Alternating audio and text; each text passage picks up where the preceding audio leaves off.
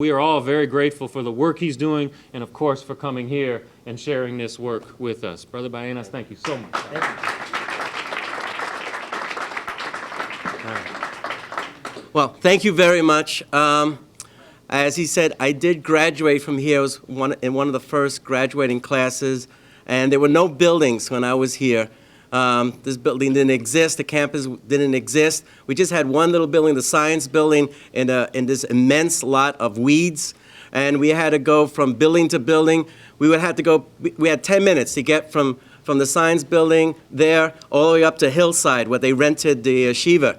So we had to go, and then we went to the Montgomery Ward building, and we just traveled from place to place. So it was a long commute when I was here.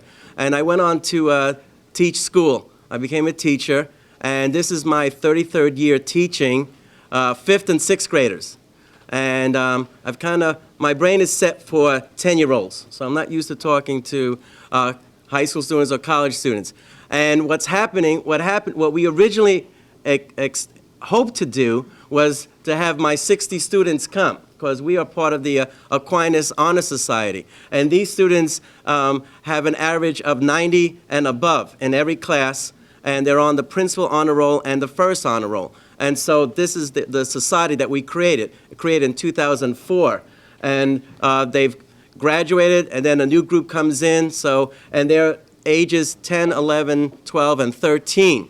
And a number of them, we've co-authored a number of books, and this is 2 of the books. The first one they did, and I asked them to study their own backyard, and this is Jamaica Estates. And Jamaica Estates is where my school is, Immaculate Conception in Jamaica Estates. And all we started to do was a little lesson, we walked around the building, and I asked them to find the cornerstone.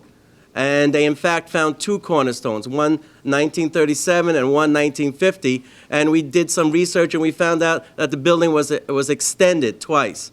And when we gathered so much information about the Jamaica Estates area, I contacted Arcadia and said, my students have tons of information, photographs, and we'd like to preserve it in a book before it gets put on the shelf and forgotten or in a cabinet.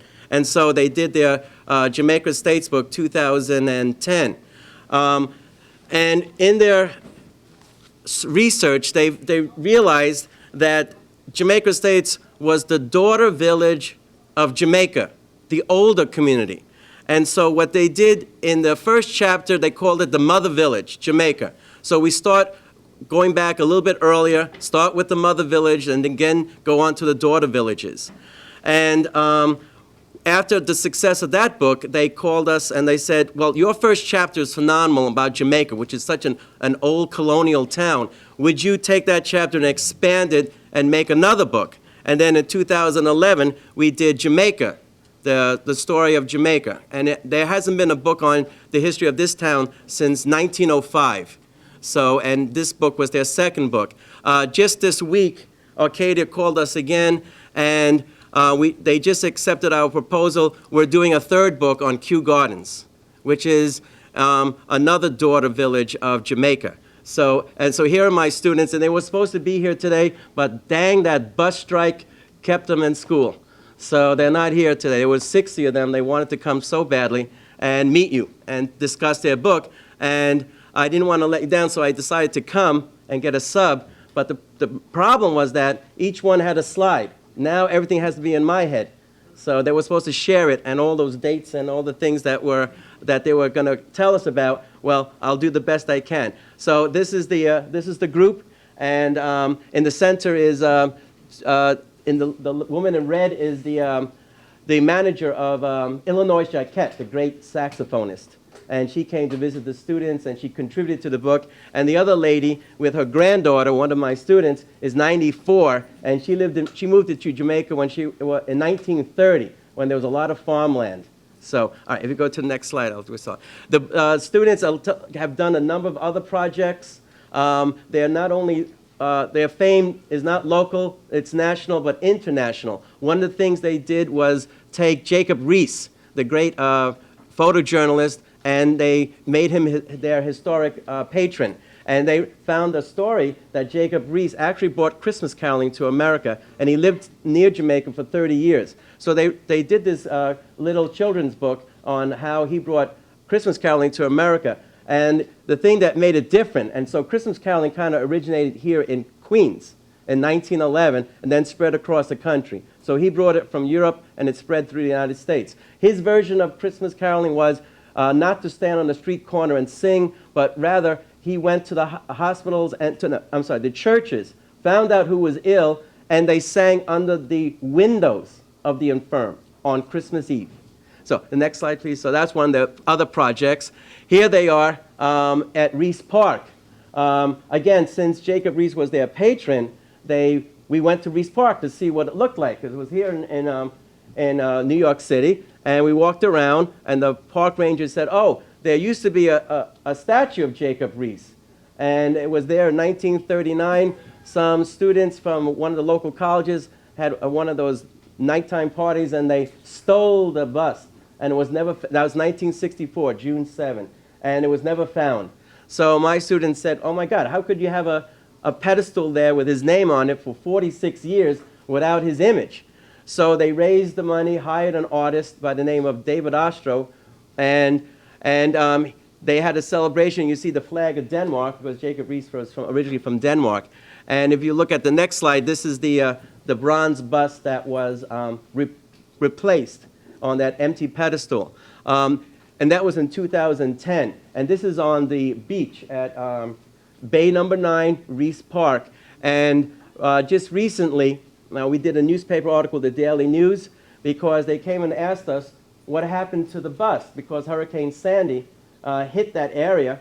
And this statue was just a block or two from Breezy Point with the fire and the flooding and the wind and the sand. And we said, well, if all those things are destroyed, we don't think that this survived. But it's still standing there. It's one of the few things surrounding that area that is still standing, this small little bust of Jacob Riis. Okay? Thank you. This is another project they did on a stained glass window. If you go to the next one, I'll tell you about it. This is a memorial window that they made after 9/11. And if you look, they designed it, and there's a lot of symbolism, which I won't go into, but the leaves, the three leaves in the olive branch was given to us by the fire department. It's actually 3 pieces of steel cut from the Twin Towers, and was incorporated into the design. So that was another project they worked on. Next, please. They were one of the first groups to erect a historical marker for their town. So they actually wrote the text. After they finished the book on Jamaica Estates, they wrote the text, and they raised the money, and they placed that plaque on the Midland Mall in Jamaica Estates. So that was another. The next thing they did was erect another plaque at St. John's University because they discovered that there was once a 3-acre pond underneath where the Grand Central is today, a glacial pond, 10,000 years old, that was drained in 1930, and the Grand Central went right over it. So they decided to put a historical marker there on a boulder, a glacial boulder, and they also wrote something about St. John's, that it was once a golf course, and it's in their Jamaica Estates book. So they went out to the community to tell people about it. The next one. And in their research also in Kew Gardens, at Maple Grove Cemetery, they were able to discover in Queens an African-American burial ground that was abandoned like 137 years ago. No one knew about that it was there. It was actually the bodies were brought over from Manhattan at an African-American burial ground in Manhattan in 1877 when the church was torn down. So there are 300 bodies there. And this is the church, the Shiloh Church, which dissolved in 1892. So there's very little record of what happened. All the records for that church seem to be gone. But this is the church where the Emancipation Proclamation was first publicly read in New York City. This is the church where Frederick Douglass spoke many times and gave his speech, The Slumbering Volcano, at that church. So many of the abolitionists of that time spoke at this church. So we have the resting place of 300 of their congregants right here in Queens, and it was unknown for many years. Next slide, please. And here's the removals from the church vaults, 1877, so they discovered that just by chance. And we did a prayer service for the first time after 134 years. Next one. We do events at Maple Grove, and we call it Spirits Alive. And what happens is that we have actors, volunteers who come in and take the roles of famous people who are buried there. And so these 3 students of mine decided to be 3 congregants of the Shiloh Church. And they stood in front of the stone and they told the story of this church. It's once a year that we do it. Next one, please. All right, and here they are with their Jamaica States book, the book readings and different things they've done. All right, next one. Now, this is the map they've created. The map at the bottom is a bird's eye view of 1895 of Jamaica. And in the blue outline is the York College campus. The map above it, it's from 2008, is all the historical landmarks and places that were on the campus back in 1897. So they're able to match up a number of things, and there's a few of them we'll go through in the slide presentation. So the next one, they won a number of awards throughout the years, and the next one. So here's our book on Jamaica. And it took us a while to get a great photograph for the cover, and this is one of the top photographs for Queens, because of everything that's going on. There's a story within a story within a story within a story. So if you look at it closer, the next one, this is the original, the black and white photograph from 1915. And if you go to the next one, you'll see different elements going on. There's the woman there with her daughter and a bag. And the next one, we have the painters that are up there. And the next one, we have 3 little boys who are sitting over there with a little Buster Brown shoes. Next one, and then we have the newspaper boy. And then the next one, all in this light, we have here in the shadow, we have a shoe shiner. And the men sitting there getting their shoes shined. Next one, we have the trolleys that are going to Mineola and other parts of Queens. Next one. And then we have the stained glass sign, the Midden House over there. Next. And other things that we saw, again, Elmont Park, the trolleys for different locations. Next one, please. And there's the little boy, and he's kind of jumping around, and we didn't know what he was doing. Then we realized in the next one that it's the 2 of them looking at each other. In this slide. Next. All right, so, and this is what it looks like today. It's Washington Street, 160th Street. And if you go underneath the structure there, you're at York College. So, and this is where the Gap is, and so this is the same exact location. St. Monica's Church originally, you could see St. Monica's, but St. Monica's is hidden by the trees over there. So, 1915, 2011, over here. I took that picture last year.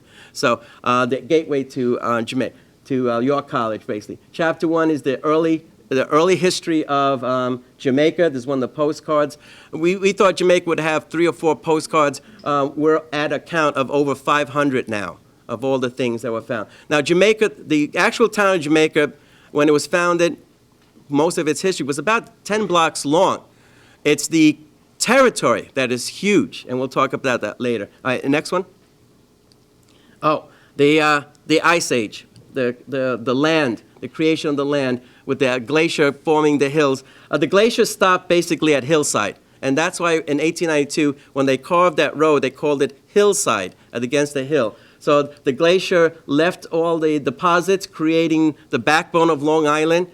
And so here is here's Long Island, here's the backbone, the yellow and brown line, and Jamaica is over here, over in that area. So next one, please. So that the land was created by the glacier. Jamaica Avenue was originally a Indian trail, and that trail went as far as Ohio, and they would trade different goods between the different tribes. So Jamaica Trail has been around for a long amount of time. Next one, please. Here's Jamaica Avenue and the turn of the century with the various stores. Fulton Avenue was a name that is still used in Brooklyn. Fulton Avenue becomes Jamaica Avenue, and it's one of the old names, but it's Jamaica Avenue. Jamaica, it was a plank road and a turnpike. Here is, again, a drawing of Long Island. at times they said it was like an image of a fish, and Jamaica was the eye of that fish. And there are 12 tribes, 12 indigenous people that lived on this island. Okay, next one, please. And in 1656, the charter for Jamaica was given by Peter Stuyvesant as a Dutch settlement. And here it is, the map in Dutch, written Dutch, Long Island. And what the founders of Long Island were a number of families who came from Connecticut, crossed the river, and settled. First came to Hempstead, then came to this area called Beaver Pond. And the Canarsie Indians were here, and there was a word called Yamaco in their language, which means land of the beaver. There were so many beavers in this area with the pond over there. So, and they got their, went to the governor, got their charter, and established the town of Jamaica in 1656. All right, next. And by 1664, of course, it becomes an English colony. And here we have one of the oldest cemeteries in New York, and that's right here on campus. That's the Prospect Cemetery. And they have it's a pre-Revolutionary War cemetery. We have a number of revolutionary patriots buried there. And one of the most famous ones, is Elias Bayless. Elias Bayless was 77 years old. He became he was a patriot in Jamaica. Jamaica was pretty much, unfortunately, loyal to the king. Most of the people here were loyal to the King of England. But there were a few patriots, and there was a group of Minutemen, Jamaica Minutemen, and we have the words to their song. Elias Bayless was 77, an elder at the Presbyterian Church, blind. And when the British took over Jamaica, one of his neighbors turned him in to gain favor with the British. So he was taken to the old church, imprisoned at the age of 77, and then taken to the infamous boat prisons, the ships that were out in the East River. And he became very ill, and when he asked his fellow prisoners to get the Bible from the pulpit inside the Presbyterian Church in Jamaica, they wouldn't do it. They were too afraid. So he said, "Lead me to the steps." So they led him to the steps. He climbed up, grabbed the Bible, and then as he was coming down, one of the British guards came in and beat him senselessly. And then he was taken to the prison. His family came and said, he's 77 years old, he's blind. And they said, all right, they let him go. On the ferry, with in the arms of his daughter, with his wife at his side, he died on the ferry. And he's buried here, right on the campus, Elias Bayless. All right, next one. Here's Hillside Avenue. Jamaica was a farming community. So you see all and here's the hills. The hills, the backbone of Long Island. So that's when they carved Hillside, it was known as the road by the side of the hill. And you may have seen names. The names are the students who worked on these photographs and captions. Next one. We had chapter 2 of Jamaica, people, places, and events marking a place and time. Of course, it's Rufus King, whose house is on Jamaica Avenue, who spoke against slavery decades before the Civil War. Next one. Here's one of the first structures from the 1699. This is the stone church that also served as a courthouse. This is the building where Elias Bayless and the Patriots were imprisoned before they were marched off to the prison ships. Again, it served the Dutch Reformed Church used it, the Presbyterians used it, the Anglicans used it, and at different various times on the Sunday. And then it was the courthouse and the schoolhouse at the same time. All right, and the next one, please. The Presbyterian Church was established in 1662, one of the oldest in the United States, here in Jamaica. And when they dismantled the old stone church that we just saw, the stones are used in the foundation. And that church is still standing, and it's right next to the Coliseum in Jamaica. So it's still there from 1813. So here's the stones are in the foundation of that church. The next church, next one please, is the Dutch Reform, and they had an octagonal church here on Jamaica Avenue. And we have diagrams of the pews and what family owned what pew. And over here, you see a scale. Oh, we'll see it again. This is the second Dutch Reformed church. They expanded their church, and they enlarged it. Then the fire destroyed that church. The next one, and here it may be familiar to you. It's on Jamaica Avenue, and it's the Romanesque, 1857. And I strongly believe that's the same time as the Sisters Chapel. That's at the Prospect Cemetery. I strongly believe that the same architect designed both. And Kate Ludlam and I were thinking about that, and maybe that's a possibility, because it was built at the same time period. And here it goes, stage 1, stage 2, stage 3. The congregation has moved to another area. The next one, please. Here's Grace Episcopal, that beautiful brownstone church that's on Jamaica Avenue, almost opposite the Dutch Reformed Church. And here it goes in its early life, again, early 1720s. Next one, with their churchyard. They expanded the building. They enlarged the building, and here it goes. The Dutch Reform and this church burnt to the ground months apart in 1857, and they were replaced by other churches. And in the next slide, you'll see the present-day church that's there now from 1857. And next one shows the progression from this small wooden church to this one to this one. And so all in the same location, and it's right here off Parsons. Next one. Here's St. Monica's. This is what it looked like. All that's left today of this Catholic church is the campanile or the steeple. And when I was here, the church was already boarded up. And I was here the following day after the storm hit and the roof collapsed. And there was nothing left of the church. Here's the only interior photograph that we've ever found of that church.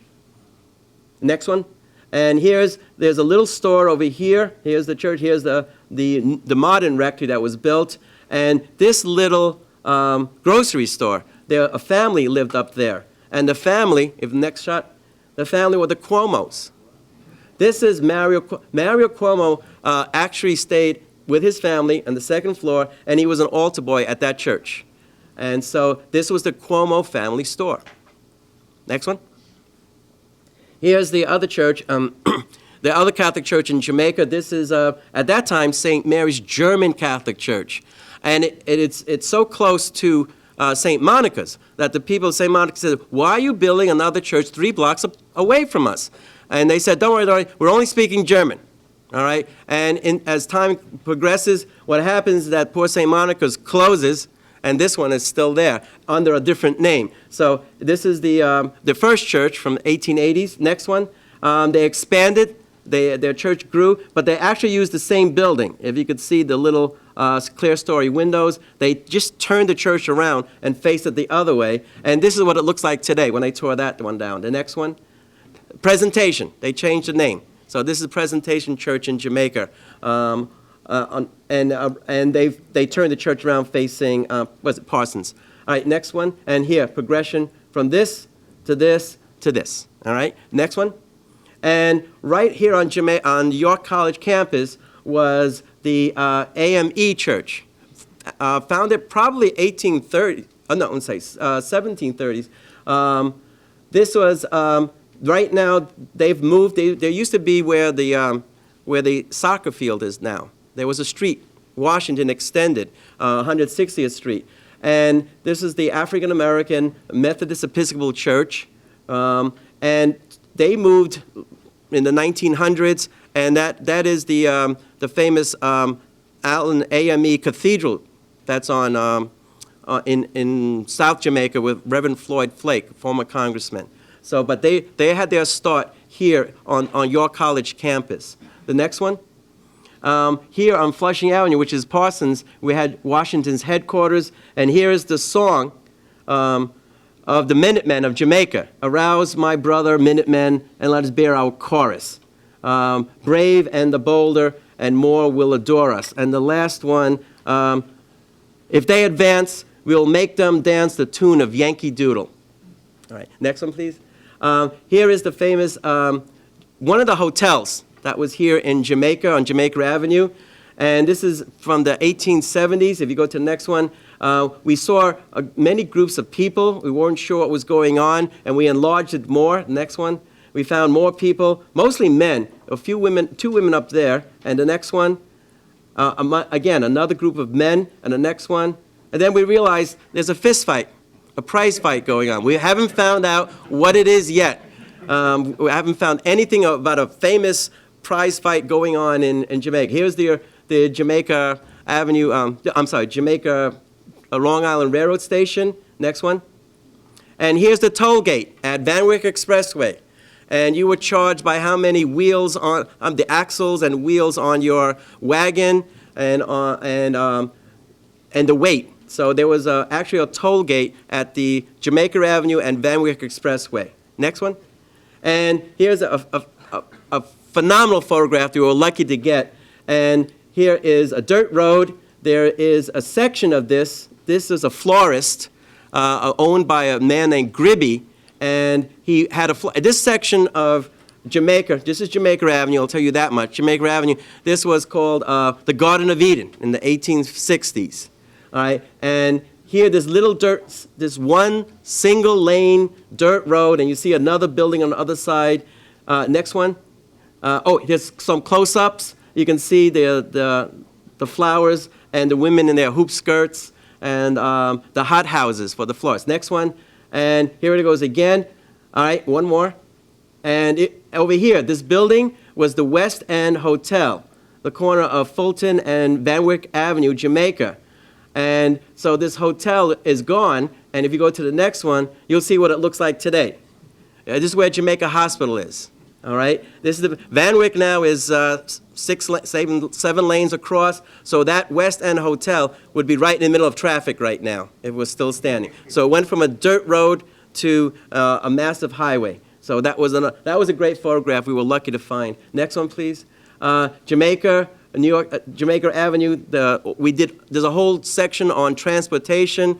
The wood plank road and how people came here to the ferry and then across the ferry to Manhattan, the stagecoach, the trolley line, then we had the buses and other means of transportation coming to Jamaica. Next one. The fire department, we have a whole section on the fire department and how that started with volunteers. Next one. And again, here's in Jamaica. Next one. And here is our Civil War Jamaica courthouse. Not only was it a courthouse, it was an opera house, it was a jail, and they had rooms for clubs. So it was a huge building built during the Civil War, and unfortunately, it was torn down in 1937, 38, and now this is the corner of Jamaica and Parsons where the McDonald's is today. Okay, next one. All right, here's the famous Jamaica Soldiers and Sailors Monument that originally stood at Merrick and Hillside. And what was fascinating that my students found the dedication in 1895, and inside the base there's a strong box, and it has the names, and it said both black and white of all the soldiers who fought in Jamaica. And there was the bronze statue. And if you go to the next one, you'll see it decades later, about 1920. And this is Hillside Avenue, once called Lover's Lane. Once called because of the trees. All right, next one. And here it goes, 1950. And here's the statue. Here's Merrick, and here's Hillside. Big change. And so many cars were hitting the base of the statue that it was moved to 172nd, to a small park called Crescent Park at one time. So, and this is the last time it was there. All right, next one. And so you can see from this is the same viewpoint, from this to this. All right, so progress. All right, next. All right. This stood right off the grounds here at York College. This is called Union Hall Academy. Union Hall Academy was started in the late 1700s, and we found out why it was called Union, how it got its name, Union Hall. The reason it got Union Hall is because the people from Jamaica, the people from Flushing, and the people from Newtown said, let's build a school. So the union of the 3 towns to build that school gave it its name. General Tom Thumb came here and gave a presentation. Many people came here. Buffalo Bill came here to this building. They had students in the late 1700s, early 1800s, who came from South America, came from Europe, who boarded in the school. And they had dormitories. And that was right here. And here is the old schoolhouse, which is 161st Street. And this is when we start the whole Great School War. And this was the school that was built in 1853, when the Jamaica School Board was created. And so this was a three-story wooden building, and as soon as they were laid the foundation, the town started looking for rooms to rent for the colored school, for the colored children to attend and for the Native American children to attend. Those colored students could not enter this building.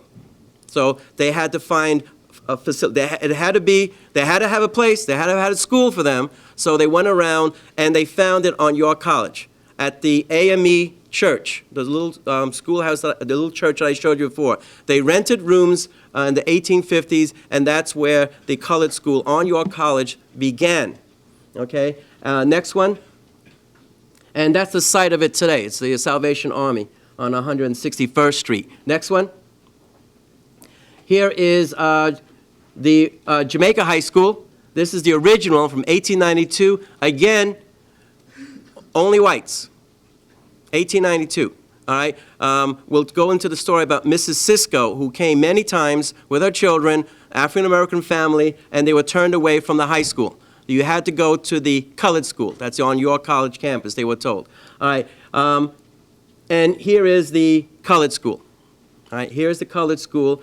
What happened is they were in rented rooms for decades. Finally, 30 years. Finally, in the 1880s, the town of Jamaica had enough funds to build a separate colored school for the children. All right? And that's the school they built. Separate but equal was what they said. Separate but equal. Next one. All right. Here is it. This is the location of the school, the soccer field at York College campus. The railroad was there. The railroad is elevated now. And here is Mrs. Elizabeth Cisco, Victorian woman, African American, a woman in the Victorian time period, and how she fought against what was happening. And what happened is that in 1895, Samuel, her husband, found out that the Jamaica was building another school. So there were going to be two white schools. And that second school, PS number 2, was just 2 blocks away from their house, which was on 170th Street in Jamaica. So he said, fantastic. Now I don't have to send my kids all the way across town to where your college is, where the colored school is. And so he went to enroll his children, and they said, no. And he said, I pay taxes. I've lived in the community for over 100 years. Why can't my children attend this school? Doesn't make any sense. So every year he fought from 1895 to 1900. The Cisco, C-I-S-C-O, Cisco family fought to let their children go to the school. And one of the things that Samuel Cisco said, and he laughed, separate but equal. Since 1853 to 1895, not one student graduated from that school. Not one in all those years. There were no graduates from the colored school. Not one. So he said, how in the world could this be an equal school system? So he fought. He was brought to trial. He won every time. But the school district didn't have to listen to the court verdict. So every time he went with Elizabeth and Jacob and his son and his daughters, no, you have to go to the colored school. All right? And when she got older and the daughter went to high school, no, you had to go to the, because this was also for high school kids. Okay? Samuel was arrested so many times, got so ill, he died 1897. So Elizabeth was left a widow, and that's why she's in black. She's in mourning. So Elizabeth tried again. determined woman, 1897, 1898, again, an African-American woman, Victorian period, fighting against the Jamaica courts, school system. She even, with her lawyer, had the chancellor, the Jamaica chancellor of schools, arrested. And there was an outrage throughout the town. How dare a woman have the chancellor of our school system arrested? All right, so it fought a bitter fighting, and but again, she always won also. Then in 1899, she got another lawyer, and ironically, his name was George Wallace, if you know anything about George Wallace. But he was a former alderman from Nassau County, and he helped divide Queens from Nassau. It's a whole different story. And so he said to her, we got to try a different approach. What we'll do now is, since I'm an alderman, let me draft a bill and take it to Albany and see if the state of Albany will sign this new legislation ending the separation of colored and white, stop this segregation of schools. So he goes up, he drafts the bill, he knows everyone there, he's a former alderman, so he knows all the assembly people up there in the assembly, and he goes to the governor. And I'm reading this. He goes to the governor, and the governor is Teddy Roosevelt. And he has this bill. It says, we're going to stop segregation of schools in New York City once and for all. We're going to present it to the assembly, and you're going to sign it, Mr. Governor. And Teddy Roosevelt looks at it, reads it, and says, I'm not going to sign that if it passes. And I'm reading this, and I said, oh, my God, I didn't know Teddy Roosevelt did something like that. And then I read further, and it said, Teddy Roosevelt stood up and said, I'm not going to sign it until you change one word on this bill. Change New York City to New York State, so that the entire state will no longer have separate schools, black and white. Oh, God. And where did it happen? Right here on York College campus. All right? Another one, and so it ended. It was signed, it was voted, 1900. It's finally stopped. And the school, I have no idea when the school was torn down. I really don't. We're trying to work on it. Another, Jamaica Hospital, another great institution founded in the 1880s. The next one, here's a wonderful photograph of the ambulance right by the building. And we found out in the next slide that Jamaica Hospital is one of your parking lots. Torn down. 1897. A beautiful hospital, different organizations donated different rooms, and the first Jamaica Hospital was in the courthouse that I showed you. Actually, no, let me take that back. Oh, that's a great story. They wanted a temporary hospital in the 1880s, and they said, where could we put it? And then someone said, let's put it in the courthouse. We have some club rooms. And then the club people said, no, we don't want a hospital here. We're going to have a meeting, and then somebody's going to have their arms sewed off and screaming throughout the building. We don't want a hospital in our courthouse. So they had to rent a room on Canal Street, which is about 160th Street. And then they finally raised enough money, and they built this beautiful two-story wood frame building, and it's next to the little tiny Methodist cemetery, and and then they moved out to Van Wyck Expressway. So that's another landmark that you have, the first original Jamaica Hospital. Next one. And here's Mary Immaculate, sadly gone, another hospital. All right, the reason it was Mary Immaculate, because it was St. Mary's, because it was St. Mary's German Catholic Church that started it in Jamaica. And here are the Dominican sisters and the nurses from that time period. Next one. Here's the Spanish-American War on Jamaica Avenue. And if you see this little fence here, this is Jamaica and Parsons. This is the fence right by the courthouse that was torn down, and that's where the McDonald's is today, and the bank and the other Fresh Market, I believe. Next one. Here is the woman in the grandmother in the picture with the students.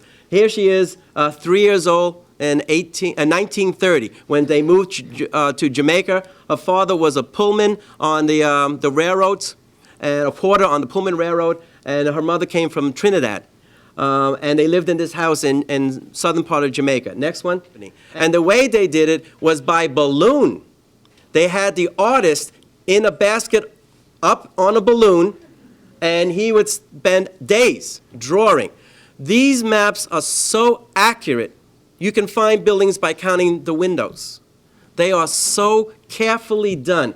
And we can see much of this over here is the York College campus, over here. All right, we can see Prospect Cemetery, the Chapel of the Sisters.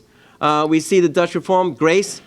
We see the hotel that was over here, Jamaica Hotel, and Jamaica Avenue is right over here. So, we use this map to do the finding the landmarks. Next one. Walt Whitman, of course, was here. He was a typesetter for the Long Island Democratic newspaper, the 1840s, and he lived in the home of the publisher for a number of times. Next one, please. Here's a view, 1840, an engraving, Jamaica Avenue and Parsons. And here is that famous hotel where the prize fighters were. All right, the next one. And the trolley lines and the different buildings on Jamaica Avenue. Next one. Here's a huge celebration when they actually got rid of the dirt roads. Welcome, good roads. Right in front of the courthouse. And right here with the flags is the Jamaica Hotel. Next one. And here it goes again, Jamaica Hotel. Here's the trolley, a beautiful photograph, one of the ones we were thinking about for the cover of the book. Again, the courthouse. Next one.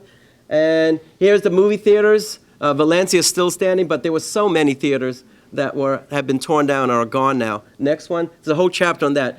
George Washington. Next one. Well, I'll tell you about that. General Woodhull, I told you about. And the next one I'll show you.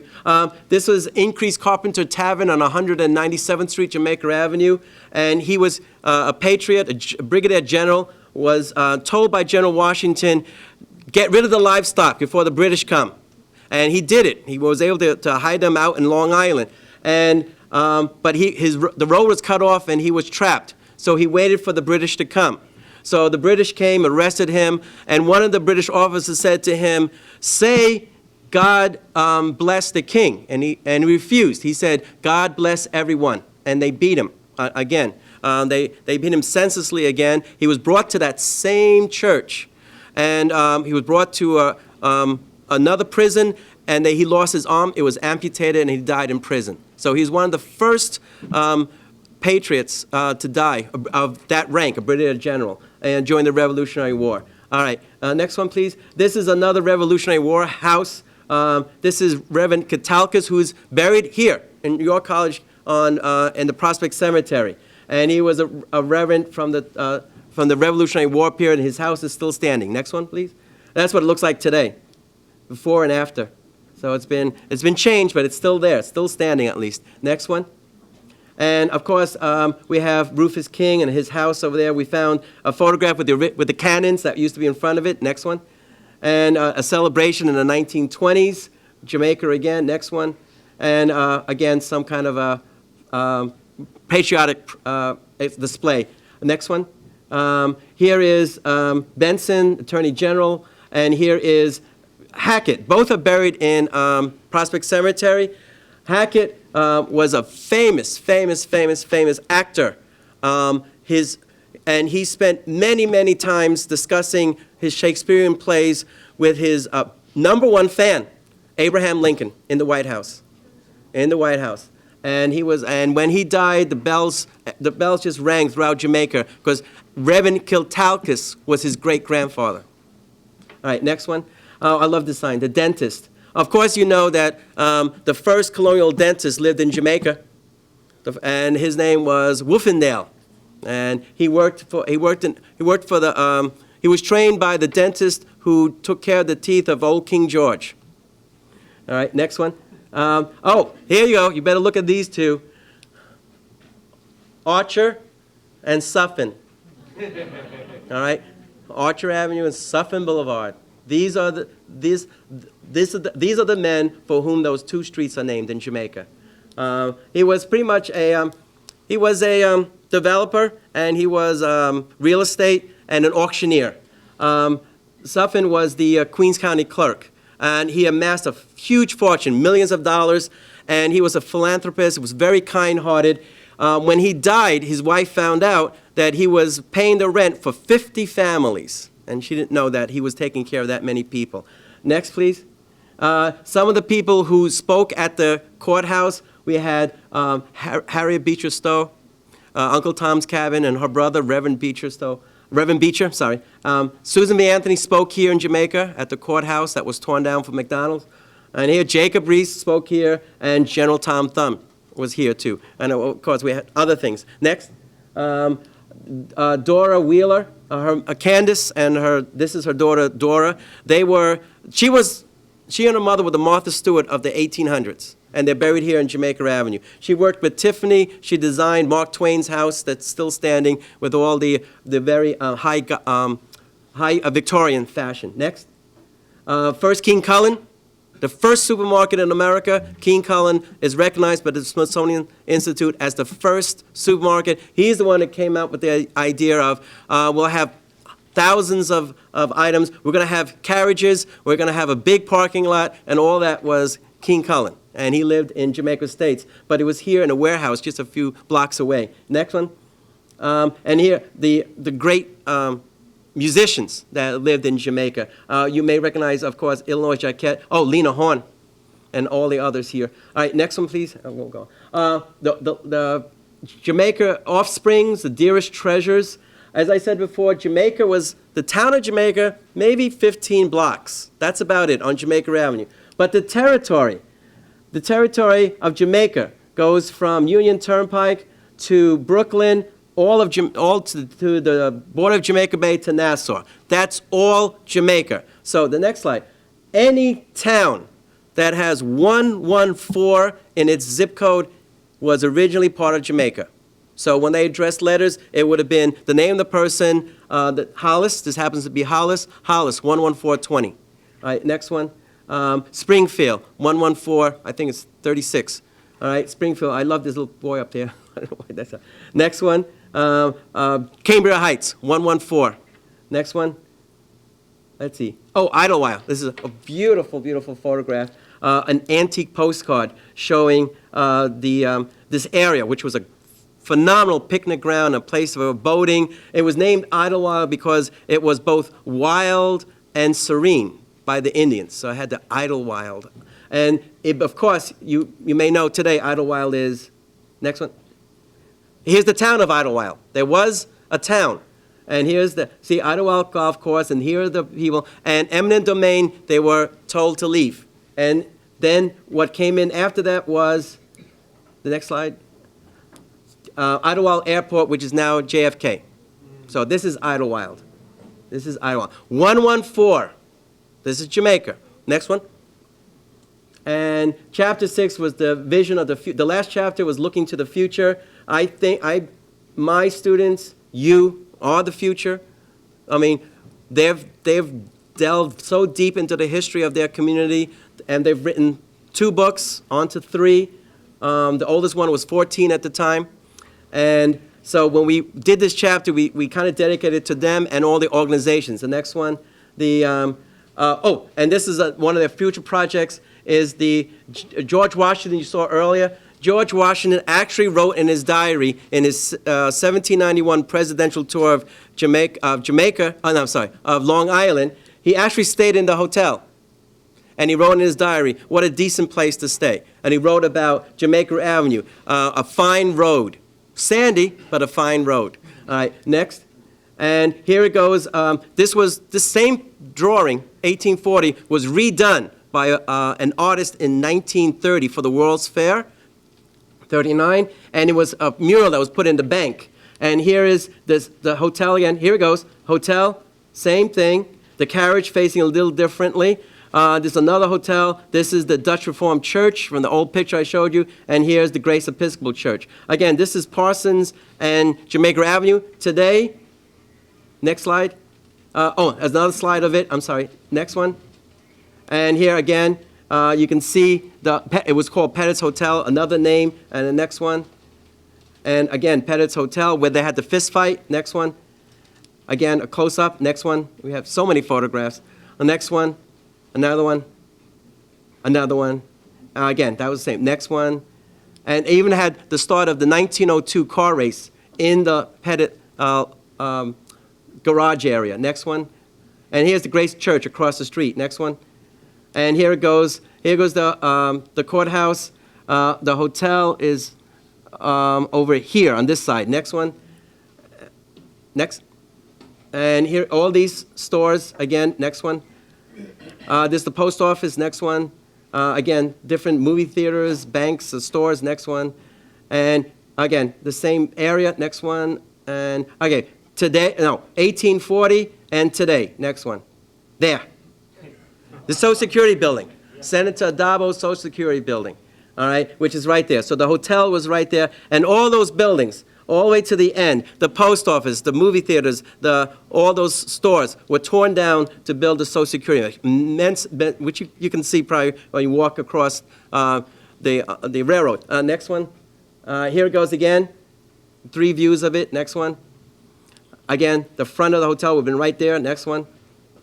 Again, this is the project they worked on. Next one. Okay. And again, the corner, you see the Dutch Reformed Church still there. So the post office way, and this street disappeared. It was swallowed up by the Social Security building. Next one. And again, before and after, all these stores, everything was torn down for the Social Security building. Next one. And my students raised money, and they created a text, and it's a small bronze plaque. And since it's a federal building, we said, can we put it? And they said no. So we can't put it up. So we're trying to find out why they won't let the students mark the place where George Washington actually slept and wrote he actually slept there. And he wrote it in his diary, so it's not a fib. All right, and here again, the last picture, this is the map that they created, and there's a lot more research to do on York College campus. And the next one, I think, thank you. That's it. Thank you very much. Thank you. Thank you.